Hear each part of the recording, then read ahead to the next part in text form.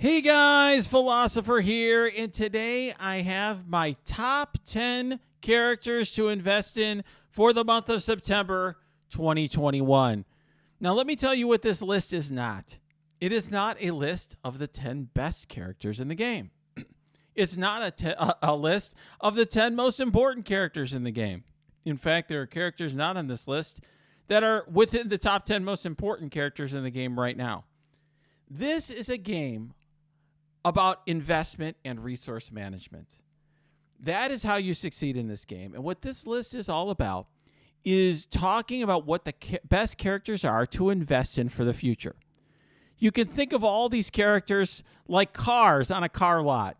As soon as you drive the car off of the lot, they go down in value, right? Cars rarely get, maybe some collectible cars, but generally you buy your new Toyota Corolla, it gets lower in value every year. These characters all decline in value over time. Some decline more quickly than others. So some of these characters, like let's say a GAMORA, will have a very big peak right now. She's very powerful right now, but she's not going to be on top for long. More about that later. Definitely going to be a hot take regarding GAMORA in this video. Whereas other characters, like a character like Silver Surfer, he's not as important right now as GAMORA, no question about it, but he's going to last longer because he does some things that no other character, at least at this point in the game, does.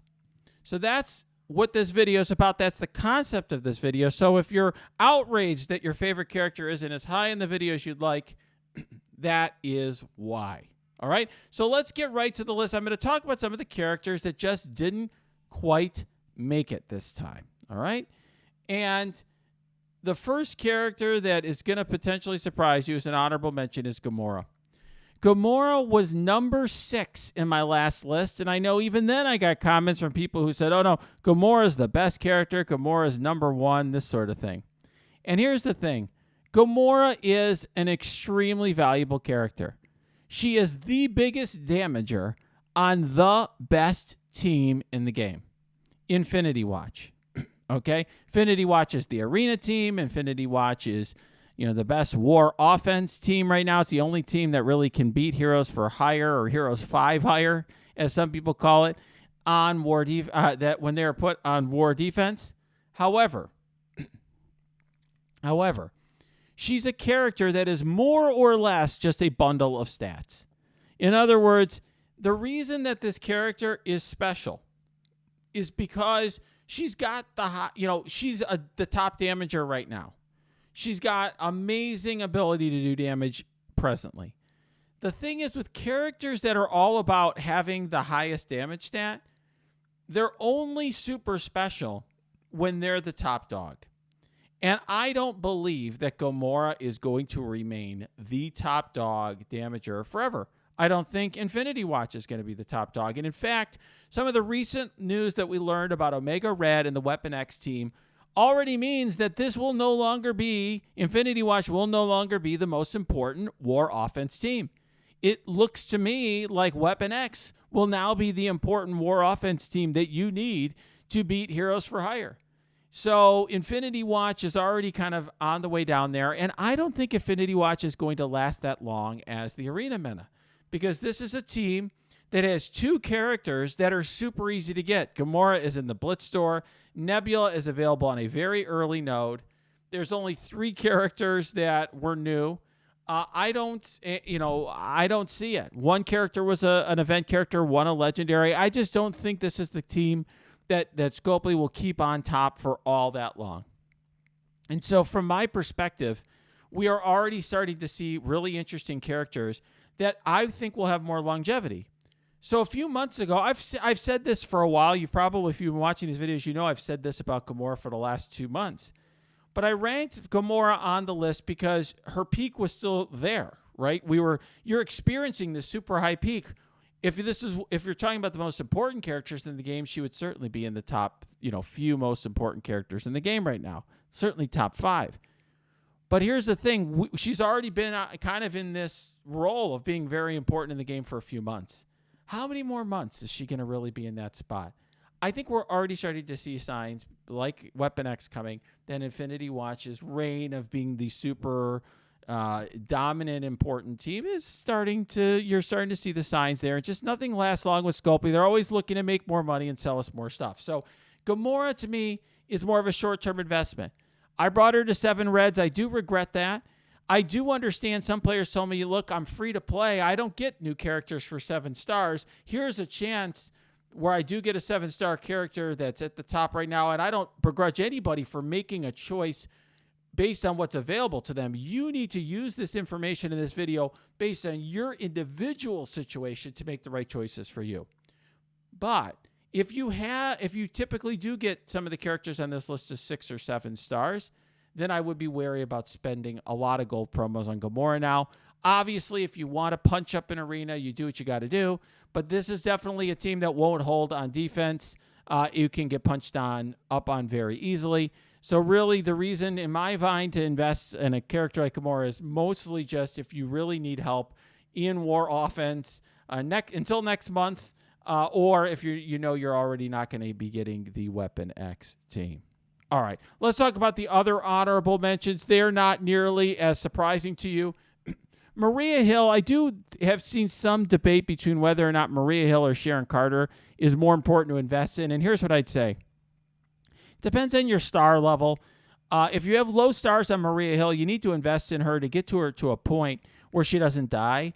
Once she's not dying, I think it's more important to have Sharon Carter to be big, because she can do some amazing damage, and at this point, her damage stat is still very high. At this point in the game, hasn't been power crept yet, and she has some amazing debuffs that you want to land and so forth. Nebula, she's somebody that, to me, is very dependent on the team. In other words, right now, Nebula is very important to invest in. In fact, I put a 6th red star on Nebula, as I mentioned in a recent video where I discussed the Hero for Hire matchup.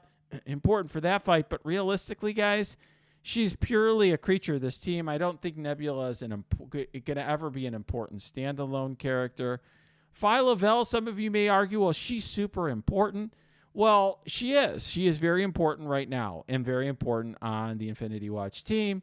But she's a character that's important because she's got the highest damage stat in the game. And once she's no longer super special damager on the best team, I don't really see it. I mean, her value then would just be, a member of an important team who can give you drain if you have a death proof in a bio node. I don't see it. I don't see the kit on her having that level of long-term value.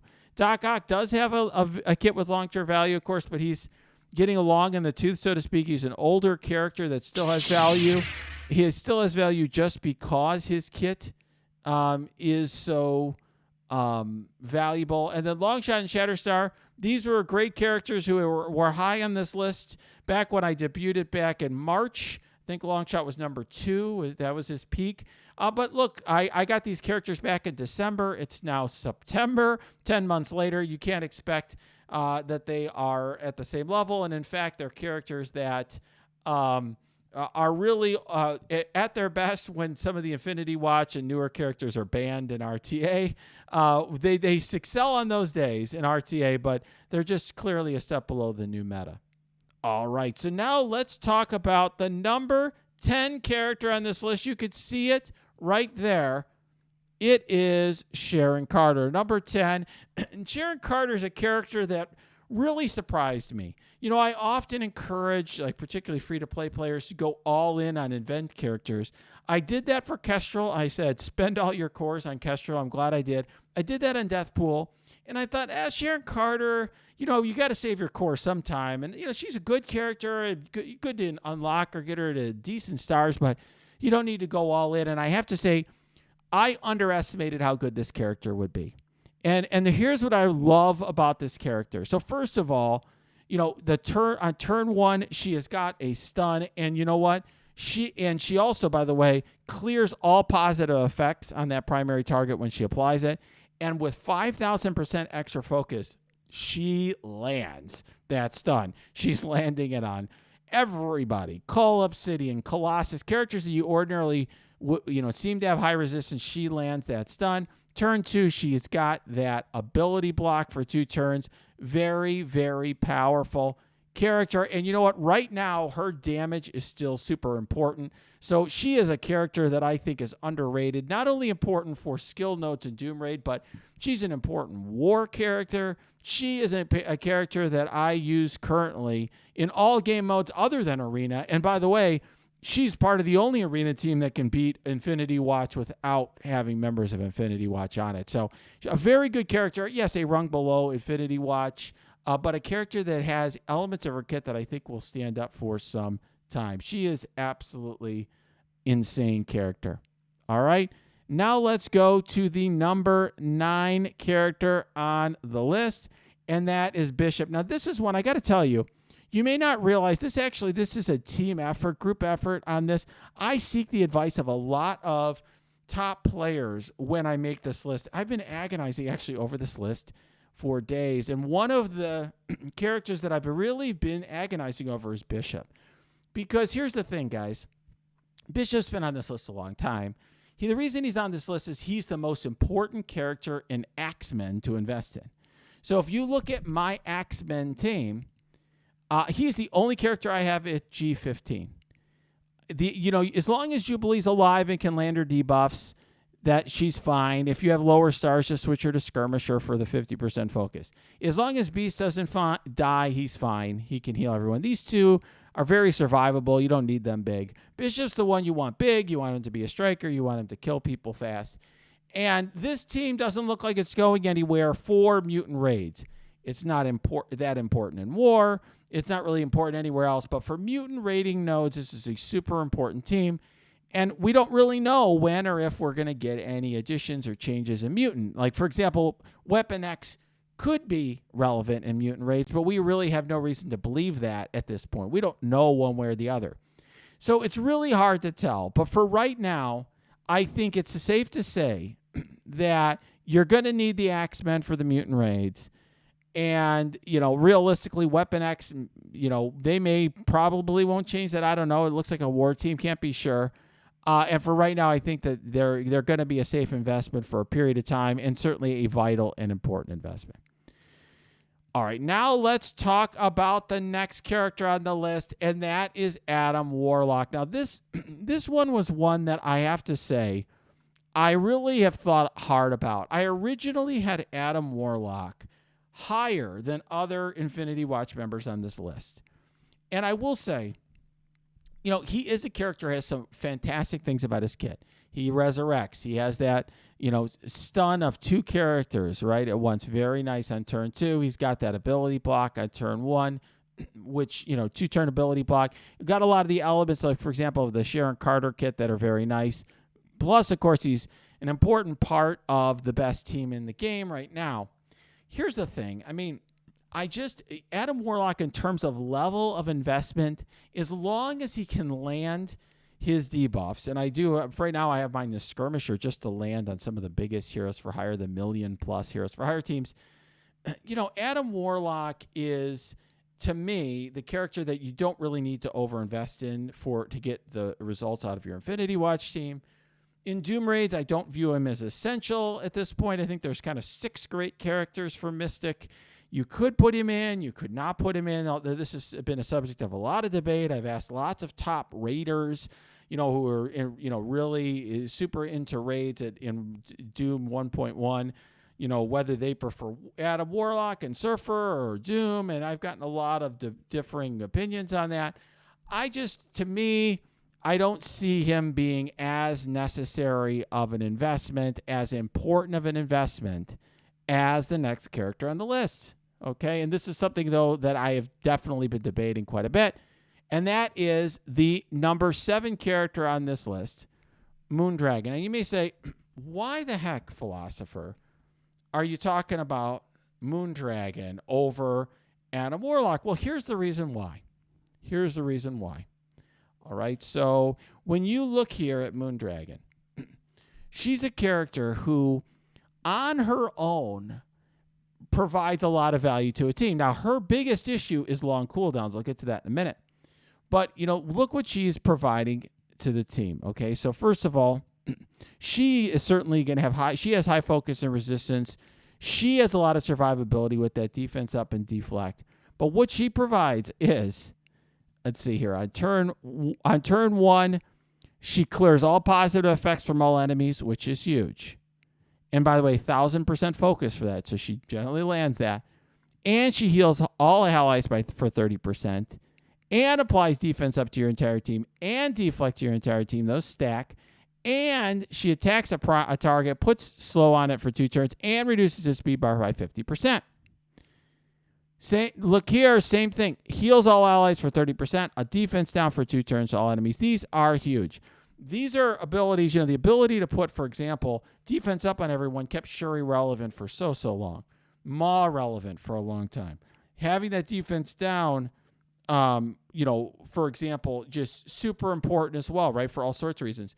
So to me, this is a character, even if her damage is not important anymore, even if her other stats go down, she's a character who has the current OP stats. But even when they go down, she will have this kit where applying defense down for 2 turns is always going to increase the damage they take by 50%. Period, right? Even if you're not using the Arrestive Infinity Watch with her, getting rid of all the positive effects on all enemies will always have an impact. 50% speed bar reduction and that sort of thing. I think she's going to have lasting value. Now, the longness of the cooldowns, I think, is a concern.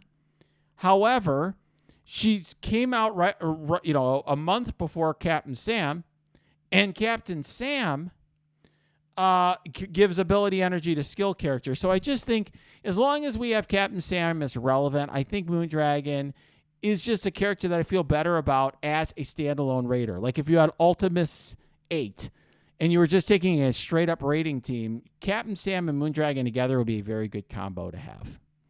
And so I just think this kit is one that I believe in a little bit more than Adam Warlock's. I think it's rarer in the game to have a character like this.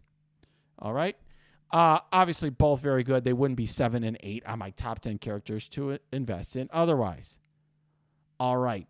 Now that brings me to the number 6 characters on my list, Cloak and Dagger. And this is one where I think it's fair to say I'm cheating a little bit by putting Cloak and Dagger together.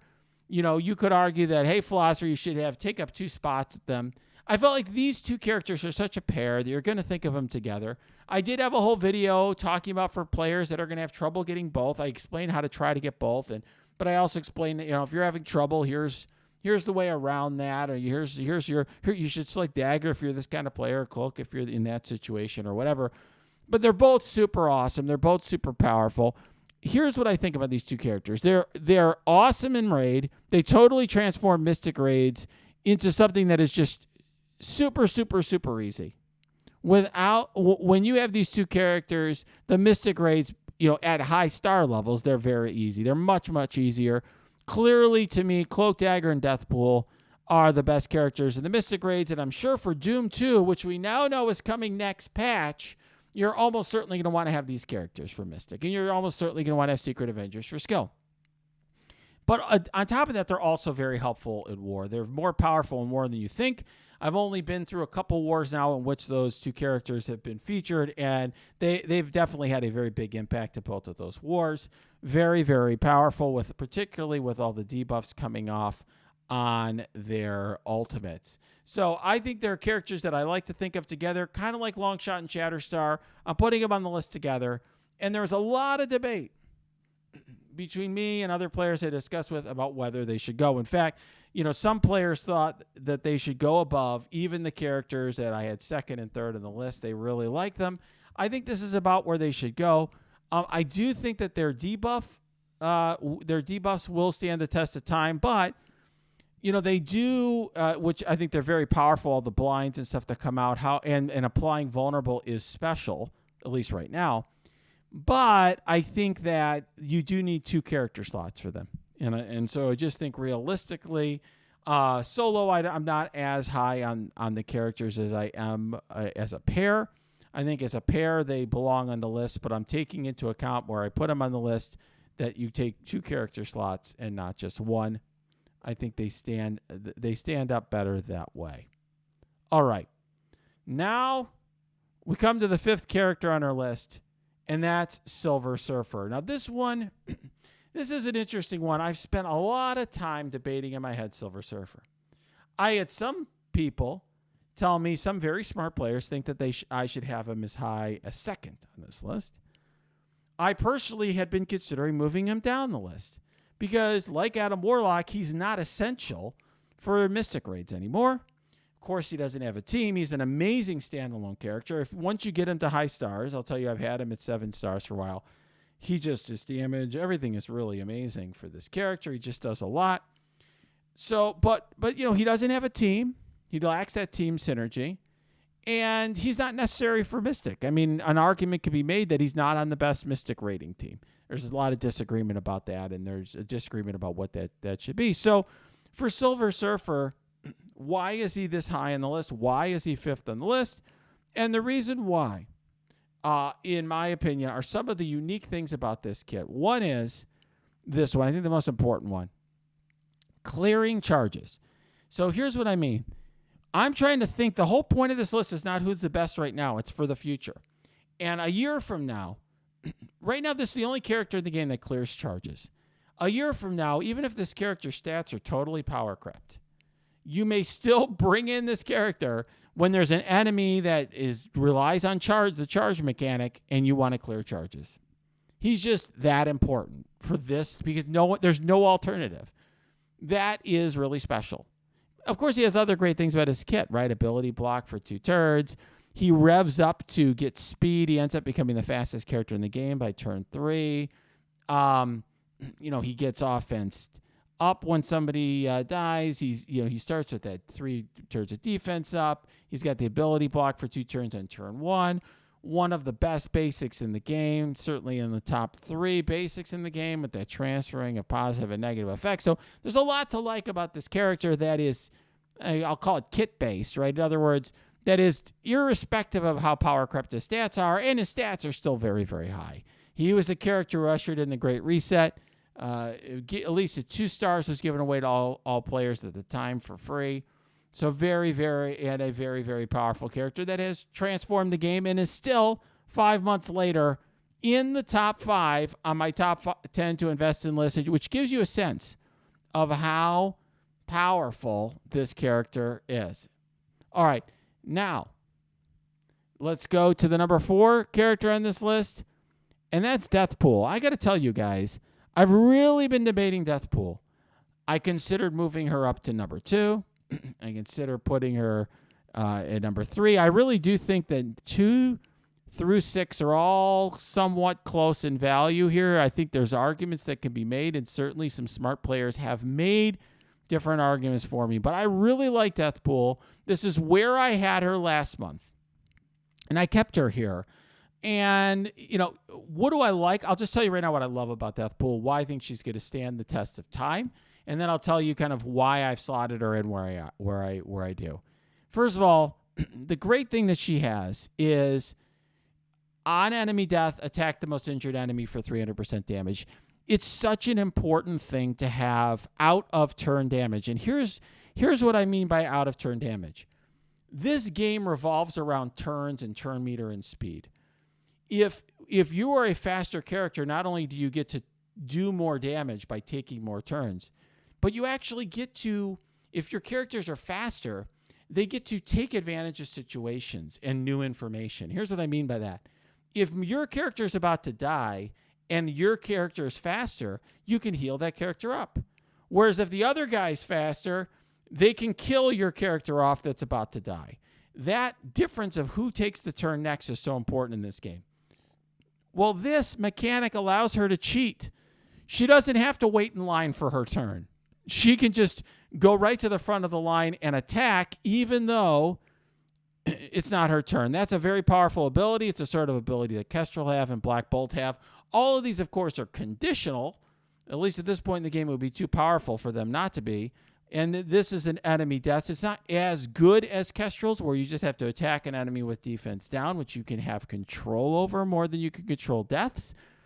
But it is still very fantastic. She's also, the other thing I love here is how survivable she is in getting death proofs when this character drops below 30% health, because she also has effects that heal herself, like on enemy death. She also has an ability that heals herself, so she can go below 30%, get a death proof, then heal herself up, and then get more death proof. So very, very powerful. She also, of course, has that super ultimate that will one-shot anyone.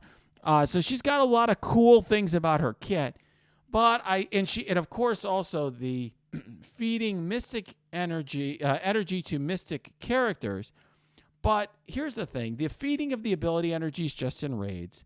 A lot of the power of this mechanic of the charge really is raid only. I don't think it's important in any other game mode. Maybe in Dark Dimension, sort of. But even there, it took a long time to get that charged up. It's important there, but less important. I think she's more of a raid-focused character, which is perhaps the most important game mode now. I think you may have different opinions on that, but certainly high rewards. But I think what I would just say is, she's got a fantastic kit. I just think the characters that I have above her offer a little bit more of all-around value. It's close, but a little bit more all-around value that I think we'll see on the test of time a little bit better. But it's so close that I could see myself changing my mind within a month or 2 or 3, depending on new information in this game. After all, Scopely deliberately gives us very little information about what's happening next because they want us to make bad investments. So we get desperate and spend money on their silly offers. Okay, so now we get to the number 3 character on this list, and that is Captain Sam. And I will tell you, Captain Sam is a character that I think is going to have a lot of long-term value. And the reason that I'm so high on Captain Sam is because right now he's got super power creep stats. His damage is insane. I mean, I'm at 7 red stars, but ridiculous damage and insane survivability. I mean, look at the health on this guy when he's maxed out. He's 867K. He's so powerful in terms of his attack that when I use this, sometimes I just kill everybody, and then I don't get the speed bar that I was looking for. But what I think is going to give him value is as those stats get power crept, this is a character that's still going to give speed bar to everybody, which is, as I said earlier, speed is the name of this game. Taking turns is the name of this game. And then he's going to give ability energy. And unlike DEATHPOOL, it's in all game modes. And I just think that you can kind of stick this guy in any team, and he's going to apply defense up to all allies, speed up to some, with both are hugely important buffs. And he gives this ability energy out. He can give ability energy to himself. He can end up using this special a lot as a result. He uses this more often than you think as a result. So he just helps the entire team take a lot of turns and get a lot of energy. And he's a character that's really plug and play and can fit on a whole bunch of teams as a result. I just think this is the kind of character that we're going to have around using this guy for a long time. All right. And now that brings me to the character that I've been agonizing over for days. It's the reason I've been waiting on releasing this video, and that is Dr. Doom. And I will tell you, I've had 2 players who I greatly respect, 2 of the top players that I always turn to for their views, tell me that they thought Doom should be lower. A player who many of you know, a player I respect greatly yet, he told me I'd put him below Cloak and Dagger. Although when we were talking about it, I think he may have changed his view a little bit later. I do have another player told me something similar. I've had other players tell me they like where I had him. And I've agonized about it, and I'm keeping Dr. Doom at number 2. And here's why. So right now, if I was advising a player which characters to bring up, and this is an important thing, particularly for free-to-play players or newer players, because there's a miasma shortage right now, right? You have this miasma crunch because you've got Doom, you've got DEATHPOOL, you've got Adam Warlock, Cloak, and poor Kitty Pryde. I don't know if she's ever going to get her miasma. So if you're a new player, you've really got to make some choices here. And I guess what I would advise a newer player, if they're just getting done with DD4, is put your miasma on Doom, gear up Doom, because he's going to help you in 2 different sections. And, he's going to help you in tech and mystic. I think this dual tag is huge. because you're going to get twice. It's like for a new player who's just entering the Doom raid or something, you're basically getting 2 characters for the price of 1. You could use that same investment in 2 different sections. I think that's huge. Right now in tech, man, it sucks if you don't have Dr. Doom in tech. It's just a lot harder. Him, and Kestrel, the 2 characters that kind of hard carry you in tech, so they're so important there. The reason that people are less high on on Dr. Doom right now is because of the Mystic section. Right now you have new warriors. You don't need him for Mystic. In fact, some people have argued that it's better actually to run Adam Warlock and Silver Surfer instead of running Doom is one of the last 2 characters with him. What I will say is I think that they're better. My take on it is that Adam Warlock and Surfer as a pair are better in the first 2 nodes. Doom, I think, makes it a lot easier towards the end with the Elsas. I think he's just a safer choice for the last node. But they're all fine and viable, but he's certainly not necessary for the Mystic raids. But here's the thing. This is all about who's going to keep value over time. And here's my thought process of why I like Doom over time. There's 2 reasons. First of all, I said to you that this is a turn-based game, speed game. Speed is the name of the game. Well, he has an ability that gives 6 turns in a row. I love 6 turns in a row.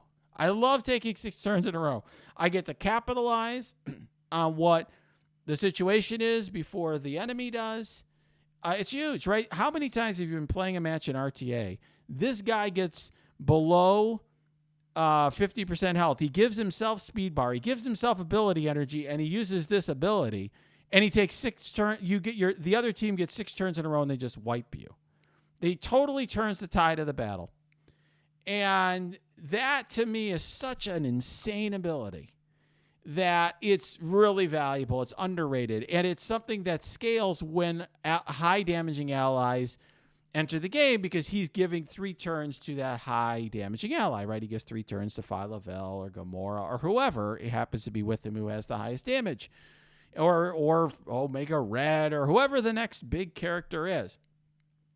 I also love the Doombots because summoning a Doombot on every turn is great because, he's a character who, essentially is always making sure it's kind of like Hela with Greg. He's always got something else for the AI to attack. So when you're facing the AI, which is most of the time in this game, unless you're in RTA, the AI loves these low health characters, and these Doombots are relatively low health, 421 nowadays.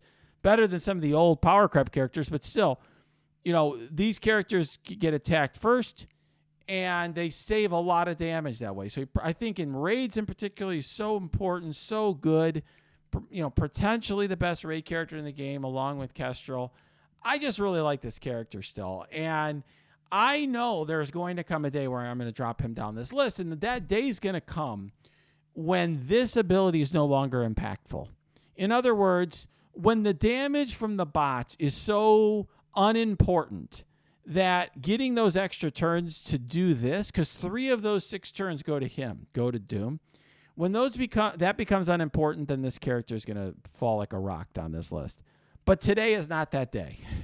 He's still a dual trait character. He still gives all those turns. He still has those Doom bots. I have him as the number 2 character. I'm going to stand by it, but I've put the whole debate out here for you to decide for yourself. All right, and now I'm going to go to the number 1 character in the game. It's really not a contest for me at all. That is Kestrel. Kestrel is a 7-star upgrade. Red star upgrade I don't regret one bit. Best investment in terms of bringing a character to 7th red stars that I've ever had. This is an insane character in all game modes. Such an important character in war that, one thing I do for my alliance is I decide, where, for our alliance, I'll be making decisions. Where do we want to employ our Kestrels? Where do we want to employ our Infinity Watch or whatever was our positioning, this and that. Kestrel's a character that is a solo character that I spend a lot of time thinking about where we want to use her because she's so impactful in war. She's also the most impactful raid character, most likely her or Doom. She's also a dual trait character, so important in that tech section. Still important in skill and not as necessary, but still very important there as well. She's so important really in every game mode. Amazing character. Yes, right now we're not using her in Arena if you have Adam Warlock, but as soon as Infinity Watch gets power crept a little bit and there's any kind of soup or hybrid, she's going to be in that. Just super powerful, super relevant. What do I like the best about her kit for the long run? Why do I think she's going to last? In other words, she's a high peak character. The way that I said GAMORA's got a high peak, she's got an even higher peak right now. She's more valuable right now than GAMORA, but the longevity is there for her in a way it isn't for GAMORA. Why? A couple of reasons. One is enemies can't summon or clone when she's there. Even if she gets power crept, even if her damage is no longer important, you're going to use her to counter certain characters in the future that rely on summons. That is something that no other character in the game does. She's also has an attack that can't revive, where characters can't be revived. That is very useful, important. And that's 5,000% extra focus, so really lands. But here's the one I still think her best trait is during ally turn, if an enemy with defense down is attack the most injured enemy for 400% damage. That out of turn damage is such a valuable skill. And to me, of the out of turn damagers, this is so much. This is the best one because you can control at all times whether you're attacking an enemy with defense down. You can set it up to do that, and you don't need to wait for a character to fall into the red or to die or anything like that. All right, so that is my list of the top 10 characters to invest in for the month of September. I'm sure you got your own ideas, your own views. It's always the most popular video on my channel. So whatever your views are, please post them in the comments below. And please like and subscribe. If you like this video, subscribe to this channel, and go to my Discord and give me your thoughts there. That's linked below. You can also go to my Twitch stream. That is where I make these videos. That's linked below as well.